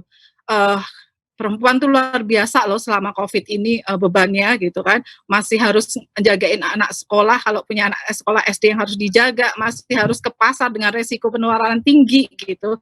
Masih harus lainnya, belum lagi kalau dia punya suami yang di PHK dan lain sebagainya, itu bebannya luar biasa apalagi kalau dia bekerja itu. Nah, hal-hal kayak gitu kadang nggak dipikirkan oleh pemerintah. Itu yang saya sayangkan gitu loh. Padahal jujur aja misalnya kayak Dokter Tita dan mungkin yang lain sebagainya bisa jadi pada titik tertentu akan lelah. Pasti ada ada limitnya gitu loh. Ketika misalnya ya tadi katanya demo, akhirnya loh kok malah jadi demo ini merusak sosialisasi yang sudah dilakukan berbulan. Itu kan sebenarnya salah satu bisa jadi bikin orang lelah gitu loh. Nah, itu kan seharusnya pemerintah itu kan harus berpikir sejauh itu gitu loh. Itu sih yang saya sayangkan gitu. Jadi ketika sekarang kenapa masyarakat nggak aware, ya jangan salahkan masyarakat sepenuhnya gitu loh. Masyarakat di sini juga bagian dari warga negara gitu, yang mana negara juga punya kewajiban-kewajiban yang harus selayaknya sebagai pengayom dan lain sebagainya gitu loh. Itu sih Mas Desmond, mungkin sambil diskusi juga dengan teman-teman yang lain gitu. Mungkin Mbak Cindy mau menambahkan? Ya, mudah-mudahan ini sinyalnya lancar ya. Jadi tadi kalau disebutkan oleh Mbak atau Bu Wahyu, iya memang disiplin untuk kesadaran bersama di masyarakat ini belum terbangun. Tapi memang tidak mudah untuk membangkitkan kesadaran bersama di masyarakat. Sangat perlu untuk keterlibatan kolaborasi semua pihak. Kalau saya melihat dari sisi bagaimana pemerintah melakukan komunikasi, sosialisasi atau kampanye 3M, ya kita melihat banyak poster, kita melihat banyak sekali saluran-saluran yang dilakukan oleh pemerintah untuk 3M, pakai masker, jaga jarak, mencuci tangan pakai sabun. Tapi kalau kita melihat ini hanya hanya satu arah gitu. Ya udah tolonglah 3M semua menggunakan itu. Akses kepada masker juga tadi disebutkan oleh Bu Wahyu, masyarakat nggak semuanya bisa membeli masker, nggak semuanya mampu membeli masker. Bahkan ada informasi juga, oke, masker ini boleh, tapi ternyata berjalannya waktu masker scuba nggak boleh, padahal orang-orang hanya bisa mampu atau bisa mengakses masker scuba, ternyata kemudian ada perubahan, yaitu mungkin perubahan dari CDC yang menjadi acuan dari pemerintah. Tapi ketika itu diumumkan dalam masyarakat, sampai ada perdebatan, itu kan harusnya ada saluran komunikasi dari pemerintah yang terpercaya, yang kemudian dijadikan acuan oleh masyarakat. Oke, kita percaya yang ini. Muncullah SNI tadi yang disebut oleh Bu Wahyu juga. Orang jadi bingung lagi. Akhirnya sampai pada tingkat, ya udahlah, nggak usah pakai masker, susah. Mau pakai masker, yang ini salah, yang itu salah. Yang medis waktu itu sempat nggak boleh kan, karena ada kelangkaan masker medis. Sekarang sudah agak lumayan nih, di convenience store sudah banyak. Jadi itu mungkin yang membuat masyarakat kayak, ini berubah-berubah terus nih informasinya, kok ya udah kita cuma disuruh hanya pada imbauan saja, tapi kampanye pemerintah untuk memaksimalkan 3M atau menimbulkan kesadaran masyarakat itu belum sampai menyentuh batas bahwa kita butuh loh ternyata pakai masker, kita itu butuh mencuci tangan. Belum sampai pada tahap itu, hanya imbauan, pakai masker ya, oke bye, kayak gitu. Hanya seakan-akan seperti itu gitu.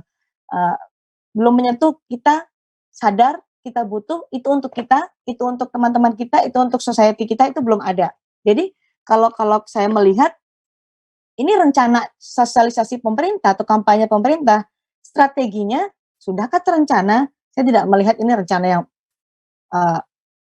masif atau juga terstruktur, masih ada bolong-bolongnya dalam hal komunikasi oleh pemerintah. Apakah ini sudah terukur? Itu kan harus diperhatikan oleh pemerintah. Sosialisasi kita pada saat ini, tahap ini targetnya berapa?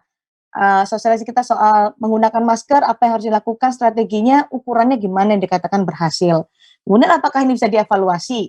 Nah, ketika hasil survei kemarin dari BPS diumumkan, itu agak miris juga ketika ada sekitar 17% masyarakat Indonesia yang merasa mereka kebal lah, tidak akan mungkin terpapar COVID-19. Artinya ini kan ada lubang, ada yang salah dari sosialisasi pemerintah.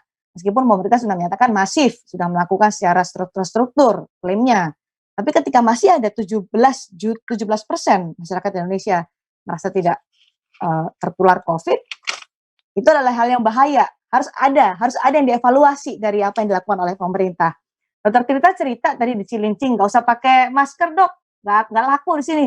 Jangankan di Cilincing, di tempat saya tinggal saat ini, ada di tengah Jakarta, di lingkungan kami juga ada yang terpapar COVID-19, tapi setiap malam anak-anak mudanya juga masih karaokean di lapangan, masih pada nongkrong tanpa menggunakan masker.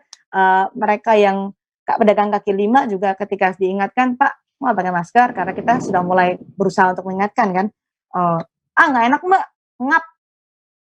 Akhirnya ini berarti kesadaran mereka untuk bisa melindungi diri sendiri dan kesadaran bahwa COVID ini membahayakan dan COVID ini berdampak pada pendapatan mereka belum masuk ke hati gitu. Jadi pada akhirnya ini komunikasi harus ada yang dibenahi dari pemerintah, jangan cuma imbauan gitu. Masyarakat harus diberi contoh. Di masjid saja kita saat ini kan Jumatan sudah ya. Di masjid di dekat rumah saya tadi suami juga cerita, bahkan tidak diingatkan setiap Jumatan, diingatkan jaga jarak, jaga safnya, atau kita menggunakan masker, padahal dibagikan masker BNPB di sana. Tapi untuk mengingatkan dari tokoh agama sendiri masih belum selalu dilakukan. Ini mungkin harus diingatkan juga, karena yang kadang-kadang dilihat oleh masyarakat kan nggak pemerintah yang jauh nih, nggak pemerintah yang di pusat, tapi mereka yang dekat dengan kita, Pak RT, PKK, tokoh agama. Nah itulah yang semuanya juga harus bisa diajak, terus-menerus diingatkan untuk menimbulkan kesadaran bersama. Itu mungkin yang belum ada strategi, ada evaluasi kah, ada ukurannya kah, mungkin itu yang harus dilakukan oleh pemerintah. Terima kasih Mbak Cindy. Mungkin yang jadi menarik ini, kasus COVID ini kan harus dipandang secara holistik ya, bukan hanya dari segi pemerintah ataupun juga dari segi masyarakat. Betul. Mungkin yang dari Mbak Cindy tadi sampaikan juga cukup menarik, bahwa pemerintah sebenarnya kebijakan-kebijakannya juga agak gamang nih, kayak secara buat memberikan informasinya juga nggak utuh nih, ternyata kayak terkadang pakai scuba bisa, terus sekarang udah nggak bisa dan segala macam. Tapi di luar dari kita memandang pemerintah ya sebagai elemen masyarakat, atau kita bagian dari masyarakat, entah itu di lingkungan kerja atau di lingkungan komunitas dan sebagainya. Sebenarnya gimana sih caranya untuk menangani COVID ini, atau perubahan dari gaya hidup sudah cukup atau sebenarnya tuh ada faktor lain yang lebih penting sebenarnya? Mungkin kita masuk ke Dokter Tirta dulu kali ya. Bagaimana Dokter Tirta? Ya kalau dari saya nih, saya barusan baca berita lagi, saya tuh suka banget ya kalau kali gini baca update gitu. Indonesia nomor 1 sekarang ASEAN. Kita nomor 1 gisir Filipina. Alhamdulillah ya, dapat piala. Cash 349.160. Harus disenyumin atau gimana itu Dokter Tirta? Nggak tahu nih saya soalnya Indonesia jarang-jarang nomor 1 SEA Games ya. Tapi di satu sisi pemerintah itu bangga banget pasien sembuh corona nasional cetak rekor 2 kali sepekan. Nah ini yang mungkin harus dirubah ya. Jadi gini, untuk penanganan itu ada 2 sesi. Yang pertama kita berpikir bahwa COVID ini sesuai ya. Ada 3 orang yang terlibat. Yang satu adalah the government, kedua adalah orang yang melaksana, the caretaker, kayak itu nakes, relawan, TNI, Polri, yang terakhir adalah masyarakat biasa. Nah saya menggambarkan selalu kalau di diagram lagi presentasi sama tim BNPB Satgas selalu pakai segitiga itu. Segitiga ini paling atas itu adalah the government. Sementara segitiga di bawah yang kuat ini piramid itu adalah si masyarakat dan pelaksana. Nah sekarang untuk pemerintahnya. Pemerintah di sini harus mulai aware, saya setuju banget dengan kata-kata yang harus aware dengan 3T. Itu yang harus digalakkan. Kedua, buat apa kalau tingkat kesembuhan tinggi, tapi kalau tingkat positif rate-nya dan case fatality rate-nya tinggi. Jadi ini yang dilupakan oleh teman-teman petinggi kita. Mereka itu mungkin nggak discuss dengan epidemiolog bahwa sejatinya sebuah kasus pandemi dikatakan berbahaya itu bukan dari cure rate-nya, tapi dari case fatality rate. Case fatality rate Indonesia itu tinggi banget loh, dan bayangin ya, Indonesia tuh tesnya itu masih rendah. Dengan tes yang masih rendah, Indonesia tuh nomor 1 sekarang ke ASEAN. Dengan tingkat kematian 12.268. Orang masih nganggap, ya tapi kan tingkat kesembuhannya tinggi. Di logika, dengan tingkat tes yang masih 1/10-nya WHO, hanya Jakarta doang sama Jogja yang di atas rata-rata tesnya. Kita nomor 1 loh ASEAN. Bayangin kalau tesnya itu sesuai WHO. Mungkin kita nomor 2 di dunia di bawahnya India kayaknya. Karena secara logika dia nomor 1. Terus, yang kedua, pemerintah kita tuh lupa bahwa sesuatu yang menyatakan bahwa COVID itu dikontrol adalah dari grafik positivity rate, tingkat case positivity rate, jadi tingkat infeksinya, case infection rate, dengan case fatality rate. Case fatality rate kita tuh tinggi banget, 12.000 bos kematiannya. 2 kalinya Filipina. Ini kan harus diaudit. Kok bisa? Nah ini PR-nya pemerintah, PR-nya Kementerian Kesehatan, PR-nya Pak Terawan dan kawan-kawan. Ini yang harus digalakkan. Karena jangan kita membuat janji kayak vaksin. Di satu sisi, WHO tadi banget saya baca, soal vaksin, WHO bilang, anak muda sehat bisa diberikan vaksin baru awal 2022. Nah terus dari awal kita itu gembar-gembar vaksin itu buat siapa? Apakah itu sudah memasuki lolos uji klinik ketiga? Apakah harganya berapa? Gimana sistem pembagiannya? Apa itu vaksin aja orang nggak ngerti. Orang anggap vaksin itu cure. Bukan. Vaksin ada just untuk prevent. Membuat tentara kita lebih gila, lebih kuat. Apakah penjelasan vaksin ini dijelaskan ke masyarakat? Enggak. Tadi saya baca di Twitter, benar-benar saya kayak gini tuh saya harus baca karena saya nggak mau statement terus digoreng UITE. Saya selalu ingat banget, pasti rentan banget kalau dikritik tuh kayak gitu. Itu sampai media mengatakan masyarakat itu adalah statistik. Mau nggak terima vaksin asal dijelasin vaksin itu apa, kandungannya tuh apa, kapan disebarinnya. Jangan apa-apa vaksin siap akhir Desember. Ternyata setelah kita read, saya cek ini dari Kementerian ke Pak Erlangga, dia mengatakan itu yang divaksin awal mula adalah seperti itu. Jadi ada 2 nih, pemerintah pertama menjelaskan data. Jangan terpatok pada penyembuhan, tapi juga kenapa kok kematiannya tinggi. Dan kita tuh belum turun sama sekali. Kita ini baru naik, turun dikit, naik. Kita tahu menuju puncak kayak lagunya Avi Indosiar nih. Saya nggak tahu nih puncaknya kapan. Darat puncak terus loh ya. Terus kedua, soal vaksin ini dijelasin bahwa ini bukan obat tapi mencegah. Nah yang ketiga nih, ini yang paling menurut saya paling absurd gitu. Namanya pencegahan COVID, kita tuh punya sistem kesehatan paling rumit di dunia. Kenapa saya bisa paling rumit? Bayangin, mau ngerujuk aja harus minta surat rujukan dari puskesmas, itu RSUD. Ke tingkat tinggi harus minta rujukan puskesmas, RSUD, baru rumah sakit pusat. Nah, belum ngeklaim COVID-nya. Kita tuh punya puskesmas pembantu, kita punya puskesmas pusat, kita punya rumah sakit tingkat D, C, B, sampai A, sampai rumah sakit rujukan. Kita punya kader kesehatan tiap RT RW. Kenapa itu nggak digunakan untuk menyuntuh edukasi tingkat komunal? Dari awal tuh seperti itu bisa. Seperti kita edukasi TBC, seperti kita edukasi polio, tapi dari dulu tidak diterapkan. Kayak gusra-gusru, kayak apa-apa langsung putuskan. Sekarang mungkin Mbak Cindy sebagai salah satu produser di, ya pokoknya media, pasti ingat, ada statement ini. Obat COVID ditemukan. Kita ditanya, ternyata bukan obat COVID, hidroksikloroquine. Itu obat pereda gejala pada paru. Obat COVID ditemukan. Remdesivir. Itu ternyata untuk mengendalikan, bukan membaru COVID. Obat COVID ditemukan. Avigan. Ternyata itu viral tahun 2014 di Jepang untuk pengontrol influenza. Siapa yang ngomong obat COVID? Bisa dicek. Adalah pejabat teras kita di lingkungan eksekutif. Nah, ini yang perlu diperbaiki dari pemerintah. Komunikasi publik. Harusnya komunikasi publik itu diperbaiki. Jangan asal statement. Kalau setiap kementerian statement, masyarakat akan menjadi multi informasi. Itu yang dinamakan bias infodemic. Karena terlalu banyak orang yang mengeluarkan informasi, akhirnya orang bingung mau percaya yang mana. Bias infodemic. Bias infodemic itu terjadi kalau negaranya semakin liberal. Makanya Cina sukses, karena dia sosialis. Infonya satu. Hoax sedikit. Nah, tapi Indonesia kan nggak bisa. Bias infodemic akhirnya tidak tahu mana info yang benar, mana info yang salah. Karena semua yang panjang-panjang chatnya di WA itu dianggap benar sama emak-emak. Masa saya mau nyalain emak-emak? Saya pernah di debat emak-emak bilang bahwa minyak kayu putih membunuh COVID. Mau diminum minyak caplangnya. Kan saya bingung gitu. Itu adalah yang perlu dikelirkan pemerintah. Belum ada tim komunikasi publik di Indonesia yang menjelaskan secara langsung info jelas mengenai COVID. Kenapa? Coba kita cek. Yang ngomong soal vaksin itu Pak Luhut dan Pak Erik. Yang ngomong soal COVID itu kemarin Pak Erlangga membantah PSBB-nya Pak Anies. Yang ngomong Corona is like your wife itu Pak Mahfud, Menko Polhukam. Yang ngomong pertama kali soal pasien COVID di bulan Maret tanggal 2 itu Pak Jokowi. Justru yang ngomong kalung anti corona itu Menteri Pertanian. Yang ngomong tentang olahraga itu Menteri Perhubungan di podcastnya Deddy Corbuzier. Mumet gak?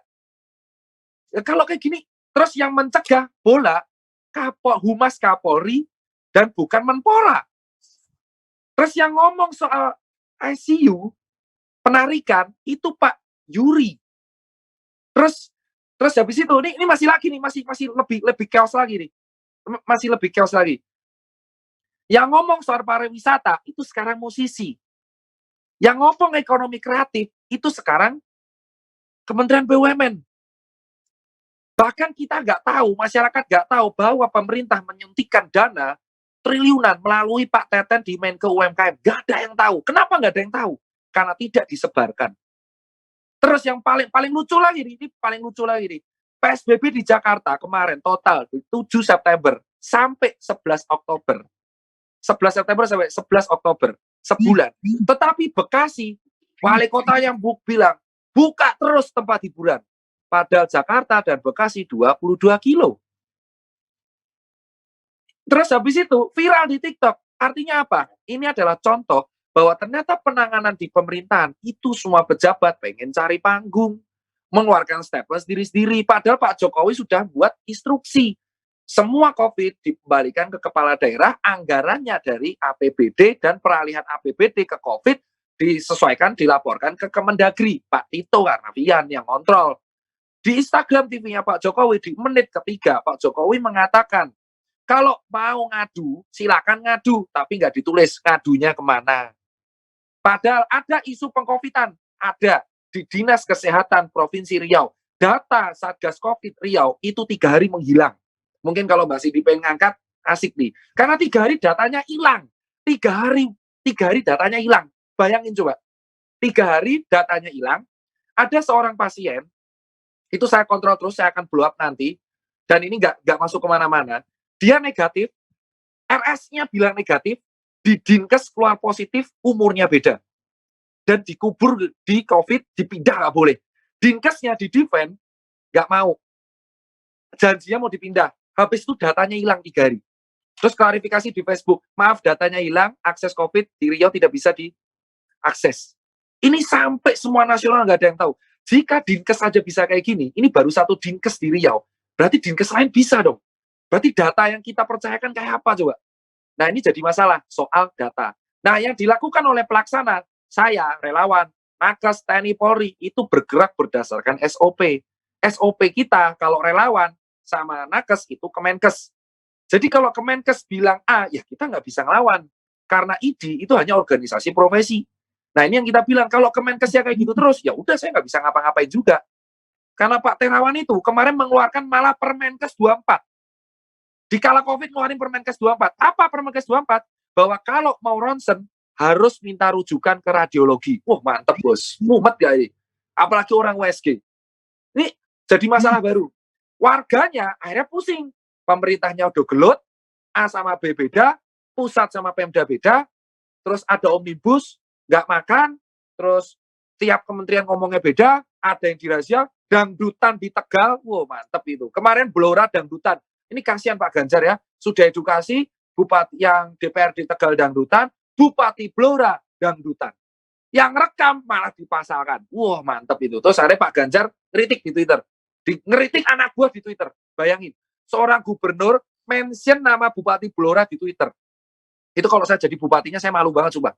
Di-mention, Mas, Pak, gimana ya kok malah goyang-goyang? Di-mention tuh sama Pak Ganjar. Ini kan jadi aneh. Gubernurnya disiplin. Bupati sama DPR gitu. Warganya pusing kan? Ini yang terjadi, Mas. Jadi kalau kita FGD sekarang, masalah kita adalah masyarakat ini posisi udah mumet, pusing, atasannya berantem sendiri. Sampai kapan? Sampai Desember, Mas. Sampai pilkada. Kenapa? Karena COVID ini adalah kampanye gratis buat pejabat, Mas. Ya enak loh kampanye loh. Semua cari panggung. Nanti semua orang daerah yang mantep menangani COVID bisa 2024 gas. Nah, itu kalau saran saya, Mas. Jadi segitiga ini, selama pemerintah ini tidak menyelaraskan kebijakan dari atas sampai bawah, yang kiri udah nggak bisa diapa-apain. TNI, Polri, relawan, jurnalis itu nggak bisa diapa-apain. Kita SOP. Kita disuruh. Terus yang kanan, masyarakat, ini juga respon sebab akibat. Atasku nggak patuh, kenapa aku patuh? Mungkin teman-teman jurnalis ingat Pak Koster bilang apa di bulan Juni? Obat COVID adalah arak Bali. Tapi jaring minum vodka dibui. Nah, ini kan lucu kan? Nah, ini kalau dari saya, lebih kurang saya minta maaf, Mas. Monggo ditanggapi yang lain. Terima kasih, Dr. Tirta. Mungkin menanggapi Dr. Tirta tadi kan ngomongin soal pemerintah kan, maksudnya upaya pemerintah untuk menangani COVID ini juga nggak simultan, nggak saling mendukung gitu. Pernyataannya aja beda-beda. Betul, kebijakannya udah bagus, tapi simultannya aja ke bawah, Mas. Itu aja simultan ke bawahnya lucu, Mas. Dangdutan, Mas. Bayangin, dangdutan terus saya yang suruh klarifikasi. Yang buat siapa? Ya klarifikasi siapa? Masih ingat dangdutan Wisma Atlet, Mas? Ya, dangdutan Wisma Atlet itu saya suruh klarifikasi. Padahal saya nggak di situ. Wah, itu terbaik, Mas. Nah, berarti kalau untuk rekan-rekan yang lain nih, sebenarnya tuh apa sih yang harusnya dilakukan oleh pemerintah nih? Sebenarnya, karena kan sebenarnya kalau kata Dokter Tirta kan peraturan-peraturan udah ada, sebenarnya udah bagus, tapi kenapa malah dari pemerintah sendiri yang kurang nih untuk mengaplikasikannya? Kalau menurut rekan-rekan mungkin dari Mbak Cindy dulu mungkin ya. Oke. Ya itu tadi, karena apakah komunikasi, sosialisasinya sudah terencana dengan baik, sudah ada disiapkan saluran yang terpercaya untuk bisa menyampaikan sosialisasi itu kepada masyarakat. Oke, kita tahu ada Satgas COVID-19 kemarin namanya gugus tugas gitu kan. Tapi terlalu banyak informasi yang keluar justru tidak dari Satgas atau gugus tugas gitu. Ya dari instansi manapun itu kita bisa mendengar dari level eksekutif, siapapun bisa berbicara soal ini gitu. Nah, itulah yang harusnya diperbaiki mungkin dari komunikasi dari pemerintah, supaya siapkan saja satu saluran komunikasi yang bisa dipercaya oleh masyarakat, justru nanti akan lebih strateginya kena gitu, strategi sesuai dengan target. Terus ukurlah itu komunikasi-komunikasi yang sudah dilakukan oleh pemerintah, entah itu 3M, bagaimana caranya, bagaimana ukuran keberhasilannya, itu juga harus diperhatikan oleh pemerintah. Kemudian evaluasilah, kita sudah berapa bulan ini menghadapi COVID-19. Kita kasus pertama di awal Maret, sampai sekarang di bulan Oktober sudah hampir 8 bulan kita berjalan, tapi kesadaran itu masih belum timbul. Ada yang salah dari apa yang dilakukan soal komunikasi, soal menimbulkan kesadaran kolektif dari masyarakat. Perbaikilah itu, dan komunikasi serta informasi-informasi baiknya dikeluarkan dari satu saluran itulah yang terpercaya. Kalau masyarakat sekarang di sosial media banyak yang merefer pada akun Pandemic Talks untuk soal data, soal bagaimana pencegahannya.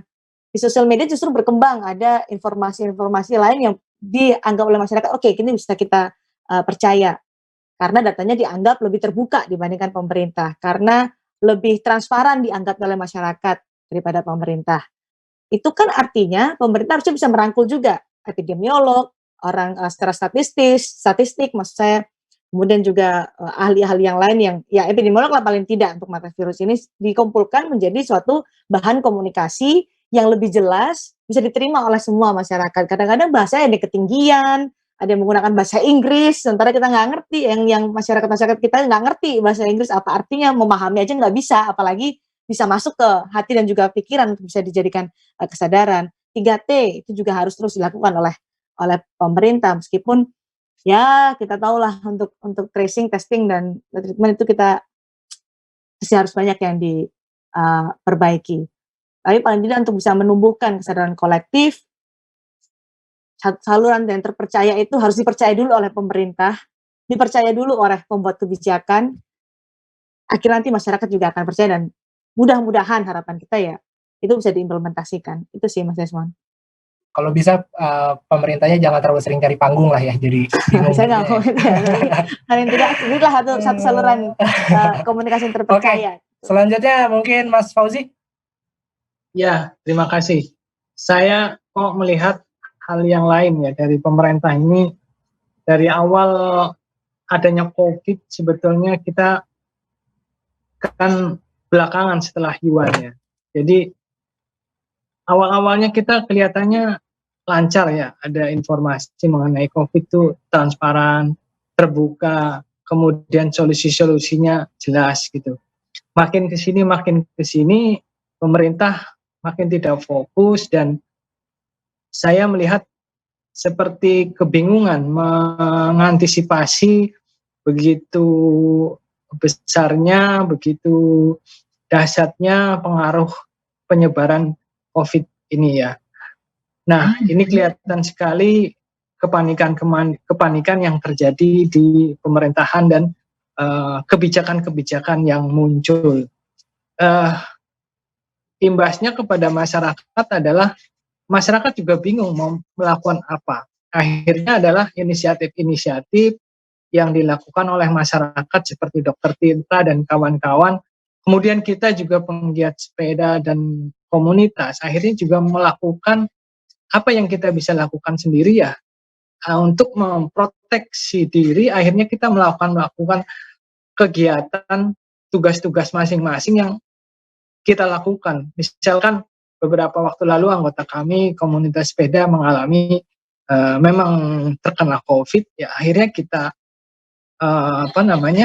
kita atasi sendiri, isolasi mandiri, kita suplai makanan dan kegiatan-kegiatan yang berkaitan dengan sosialisasi 3M itu memang kita lakukan secara simultan sejak awal ya adanya COVID, minimal untuk komunitas dan keluarga. Misalkan membuat masker secara mandiri, karena waktu itu masker begitu mahal, kita sampai mencari supplier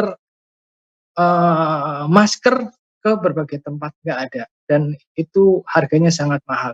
Waktu itu kita dapat satu dus gede, ya akhirnya kita bagi-bagi untuk komunitas dan masyarakat yang kita temui di jalan.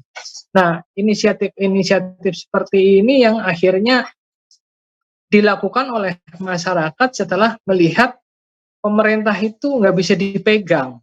Pemerintah itu tidak bisa dipegang untuk apa yang harus kita lakukan. Akhirnya inisiatif inilah yang banyak kan waktu itu masyarakat melakukan inisiatif membantu tenaga medis yang kekurangan APD. Nah, ternyata APD itu memiliki kualifikasi standar kesehatan yang memang memiliki standar tersendiri, sehingga banyak waktu itu APD yang kita berikan, kita bantu kepada tenaga medis itu dibuang begitu saja karena tidak memiliki standar.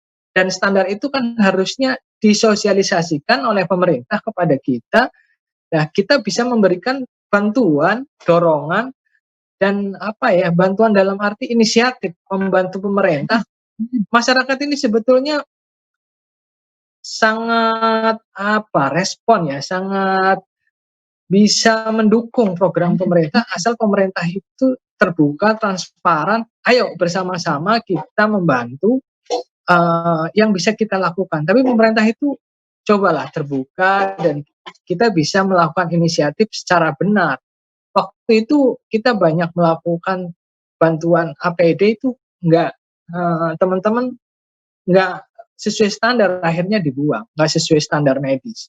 Akhirnya ada satu teman yang memang dia punya pabrik, riset betul bagaimana membuat APD dan kita buat.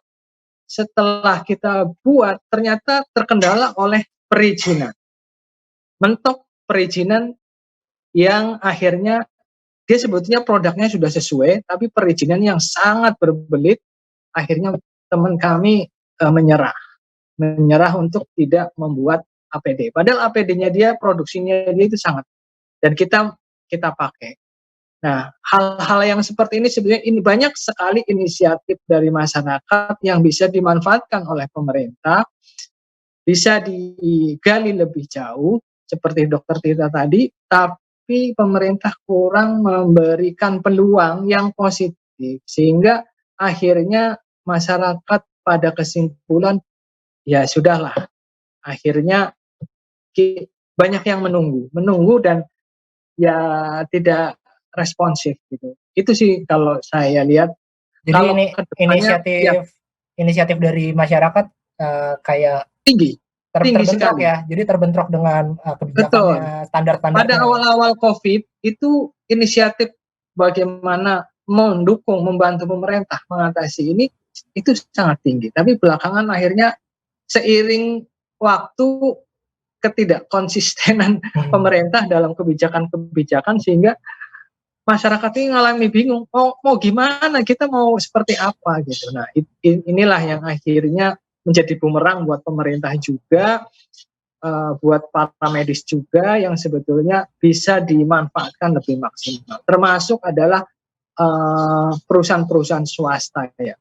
Kan selama ini dengan dana CSR mereka bisa memaksimalkan bantuannya untuk COVID sehingga dana APBN bisa berkurang banyak atau bisa membantu dana APBN untuk mensuplai kegiatan memerangi atau mengurangi penyebaran COVID seperti itu. Itu Mas. Terima kasih Mas Fauzi. Mungkin dari Mas Asnil bisa menambahkan? Ya, terima kasih Bang Desmond. Sepertinya Mas Fauzi sudah mengupas soal komunitas, begitu juga kami di komunitas Aliansi Jurnalis Independen. Kita juga bergerak untuk menggalang solidaritas, kita juga bekerja sama dengan Kontan untuk saling membantu. Kontan juga bermitra dengan kami untuk kami menyalurkan bantuan tersebut. Di tingkat organisasi kami juga sosialisasi kepada anggota protokol kesehatan. Kita juga memiliki standar liputan COVID, jadi mulai dari menjaga jarak, prioritas wawancara secara online, kecuali memang terdesak. Jika terdesak ya harus melengkapi diri dengan face shield dan masker standar medis sehingga tidak terpapar, risiko terpaparnya menjadi minim dan lain-lain. Selain itu kita juga menghimbau kepada pemilik atau pengusaha ataupun manajemen media untuk taat dan mau memperlakukan protokol kesehatan terutama di kantornya. Ini bukan untuk pembatasan bekerja, tetapi adalah pembatasan sosial. Kita bisa bekerja dari mana aja, apalagi di zaman digital saat ini. Dan menurut kita kekuatan untuk solidaritas ini ada di komunitas, mulai dari komunitas terkecil, baik itu di tingkat RT, RW, seperti disampaikan Mas Fauzi tadi. Begitu juga dengan harus ada penguatan di tingkat puskesmas untuk tracing, testing itu harus dilakukan. Tidak bisa berharap hanya dari Wisma Atlet ataupun dari Rumah Sakit Gatot Subroto dan rumah sakit besar. Untuk terkait dengan penanganan COVID juga harus disosialisasikan kepada warga seperti Mbak Cindy tadi. Yang perlu dikhawatirkan adalah jika ada tetangga yang COVID tetapi kemudian tetangganya itu karena sudah jelas positif tetapi masih misalkan dia pergi nongkrong dan lain-lain, ini cukup berbahaya. Nah, sosialisasi ini juga harus dilakukan di tingkat komunitas terkecil. Begitu paling Bang Desmond, terima kasih. Siap, makasih Mas. Terakhir dari Mbak Wahyu, silakan Mbak Wahyu. Baik, makasih Mas Desmond. Jujur kalau saya ini kalau bicara soal kebijakan pemerintah dan sebagainya gitu, kadang tuh saya bertanya dalam diri saya sendiri juga dan mungkin juga ketika saya diskusi dengan kolega-kolega saya gitu. Sebenarnya pemerintah tuh paham nggak sih karakteristik masyarakatnya gitu? Kok kayaknya bikin kebijakan enak banget gitu loh, nggak berpikir dan lain sebagainya. Tentu kan kebijakan itu kan ada analisa kebijakannya, ada impact-nya, itu kan sudah sebenarnya studi awal itu kan sudah ada gitu. Tapi kok ya namanya politik ya, kadang politik itu kan kadang udah mengalahkan banyak hal ya. Saya akui itu. Tapi jujur aja saya berharap ke depan itu karena ini ya kita butuh ya banyak orang membandingkan Indonesia dengan Cina penanganan COVID-nya. Jelas kita nggak bisa menyamakannya, nggak apple to apple kalau untuk dibandingkan tuh bagi saya, karena Cina dasar negaranya juga berbeda, artinya imbasnya ke bagaimana perilaku masyarakatnya juga beda gitu. Jadi nggak begitu apple to apple. Nah, terkait hal tersebut, saya berharap ke depan pemerintah tuh lebih tegas, lebih konsisten ketika ada kebijakan gitu. Sudah diikuti oleh masyarakatnya, tiba-tiba pemerintahnya mumet ya, masyarakatnya ya melu mumet kan, ibaratnya gitu kan. Nah itu juga harus diperhatikan gitu. Kemudian yang tambah bikin pusing masyarakat itu soal nggak satu arah antara misalnya presiden bilang apa, menteri bilang apa, kemudian gubernur bilang apa, belum bupati bilang apa gitu lah. Terus masyarakat tuh harus ikut yang mana gitu. Masyarakat tuh harus kayak gimana gitu. Akhirnya di sini kalau masyarakat sipil tidak berperan, misalnya ada CSO, ada teman-teman relawan, misalnya kemudian elit-elit lokal, elit agama dan sebagainya tidak berperan, Anda bisa bayangkan kan masyarakat itu akan seperti apa, bingungnya menghadapi ini gitu kan. Artinya ada berbagai aspek sosial dan juga misalnya aspek budaya itu juga harus diperhatikan oleh pemerintah ketika misalnya membuat kebijakan. Karena jujur aja sekarang dalam kondisi yang saat ini gitu, isunya bukan hanya berhadapan soal virus semata, tapi juga ada perubahan kehidupan sosial yang muncul akibat adanya virus. Nah, itu juga harus dipertimbangkan. Saya tahu sekarang serba dilema mau meningkatkan ekonomi karena masa kena krisis, tapi kok resikonya ini. Ya mari kita cari solusinya bersama gitu. Tapi satu yang harus menjadi tujuannya ya kalau memang fokus untuk mitigasi COVID itu gitu, fokuskan ke situ. Begitu sih mungkin Mas Desmond. Ya, terima kasih Mbak Wahyu. Ini mungkin pertanyaan terakhir ya, mungkin bisa dijawab secara singkat saja. Seperti yang tadi sebenarnya udah saya tanyain sih, cuman belum dijawab. Apakah perubahan dari cara hidup masyarakat ini adalah solusi satu-satunya dari segi masyarakat ya? Atau apalagi sih yang bisa kita lakukan gitu sebagai masyarakat? Mungkin dari Mas Asnil mungkin bisa jawab. Ya, terima kasih Mas.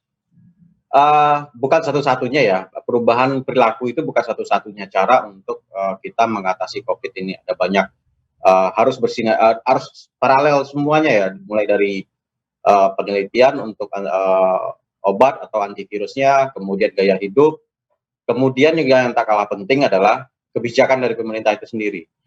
Tadi sempat kita bahas soal bagaimana Omnibus Law yang diciptakan justru kontraproduktif dalam penanganan COVID. Kedua adalah pilkada yang sebentar lagi akan kita hadapi. Ini juga kontraproduktif untuk dalam penanganan COVID. Jika ini tidak paralel semuanya, ya kekhawatirannya adalah kita nggak pernah puncak jumlah pasien ini akan terus naik. Jadi kita tidak akan belum sampai gelombang kedua, gelombang pertama aja kita belum akan selesai karena akan ada pilkada lagi di bulan Desember. Jadi harus paralel semuanya, publik, kebijakan dari pemerintah, kemudian juga riset. Itu sih Bang Desmond. Oke, mungkin dari Mbak Cindy.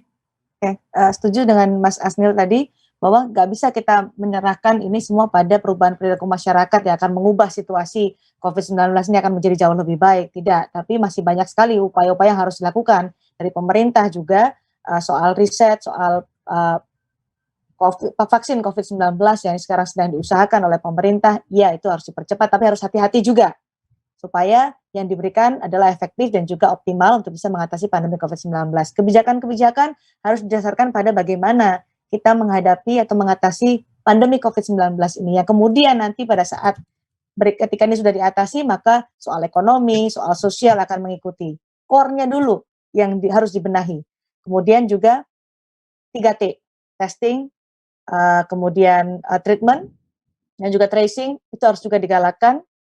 Jangan berpuas diri hanya karena Jakarta dan juga satu wilayah lagi, Jogja ya kalau nggak salah, itu sudah sesuai dengan apa yang diharapkan oleh WHO, tapi enggak. Indonesia ini luas, jangan cuma berpikir dua lokasi saja sudah memenuhi syarat, dianggap sudah bagus, enggak. Tapi perhatikan juga soal itu. Kemudian kebijakan-kebijakan yang dilakukan oleh pemerintah seharusnya mendukung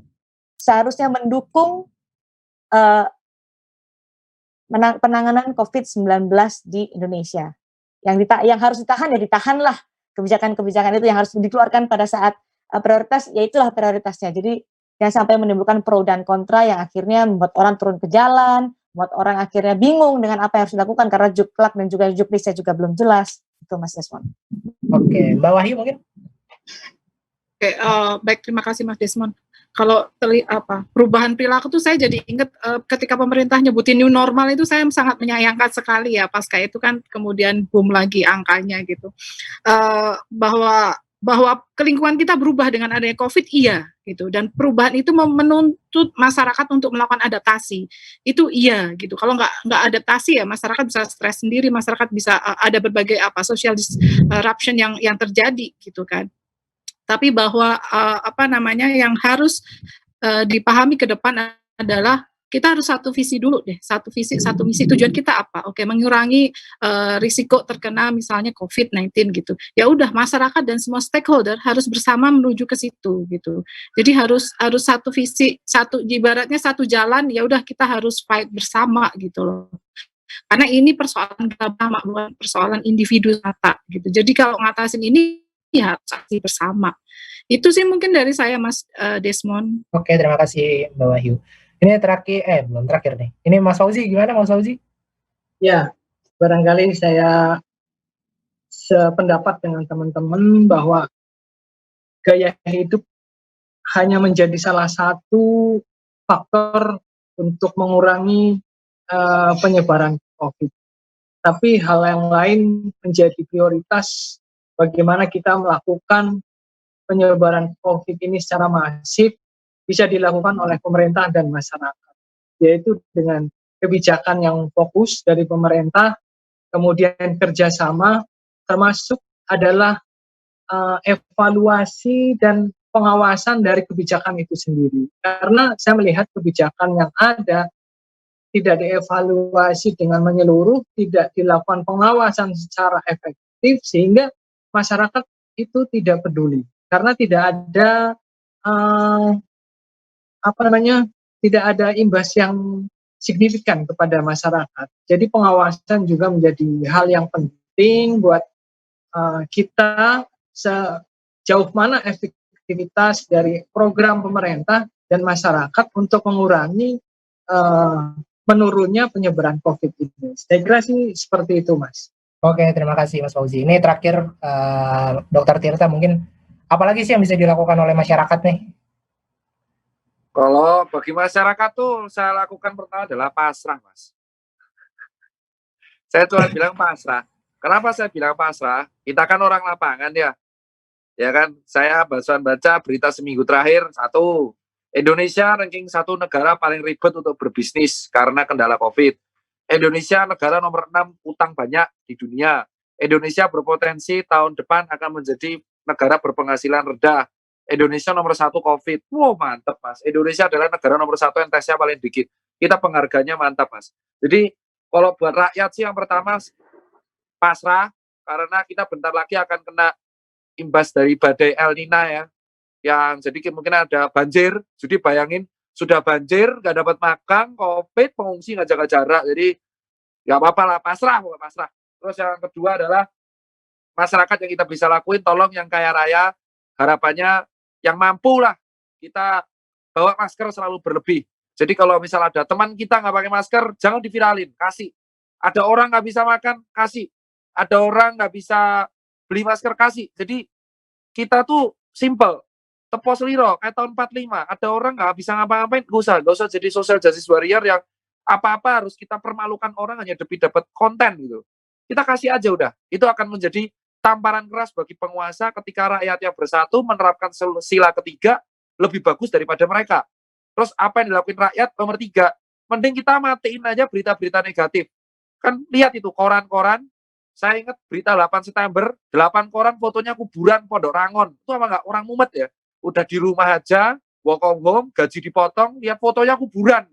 Jadi saran saya kalau ada berita negatif, udah skip aja, nggak usah diviralin. Buset, petir, hujan, wajar. Maklumi ya. Badai, di ACC. Terus yang dilakukan oleh rakyat, nomor 4, kita mending care dengan kampung kita masing-masing. Kita kembalikanlah, COVID ini sebenarnya menegur kita, oh ternyata hidup kita terlalu individual ya. Oh ternyata kita hidup di klaster. Kenapa kok pedesaan nggak takut COVID? Karena pedesaan itu tegang rasanya gede banget. Harusnya apa yang terjadi di pedesaan itu kita maknai. Apa? Tani hidroponik. Kenapa dari dulu kita nggak pernah menerapkan tani? Kita negara agraria. Pemuda kita Fakultas Pertanian, Teknologi Pertanian, ujung-ujung jadi karyawan bank, kayak ibu saya. Harusnya kita itu mengakomodir bertani di rumah. Pemuda harus bisa tani. Itu aja kalau dari saya kalau buat rakyat. Soalnya sisanya lebih cenderung pasrah, Mas. Itu aja. Lebih kurang saya minta maaf. Oke, terima kasih Dr. Tirta. Jadi kesimpulan dari FGD kita hari ini adalah sebenarnya pemerintah ini butuh untuk mengurangi multi informasi yang diterima oleh masyarakat.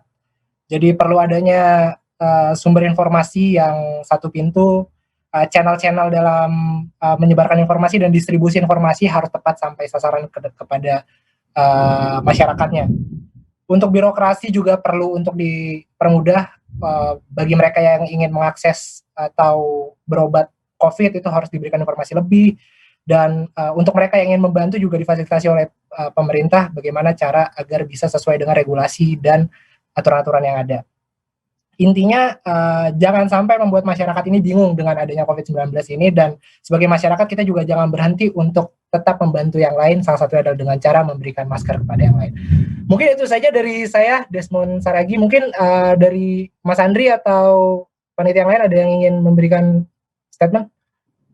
Oke, tidak ada mungkin ya. Oke, terima kasih kepada seluruh narasumber hari ini. Ada Mas Fauzi, ada Mbak Cindy, ada Dr. Tirta, ada Mas Asnil, dan juga Bu Wahyu. Terima kasih semuanya. Sampai berjumpa lagi di kesempatan lain, di FGD lain. Dadah. Terima kasih Mas Eko. Terima Ketemu kasih lagi semuanya. Terima kasih semuanya, Mbak Cindy. Semangat selalu. Mas Desmond, Sehat-sehat semuanya. semuanya ya.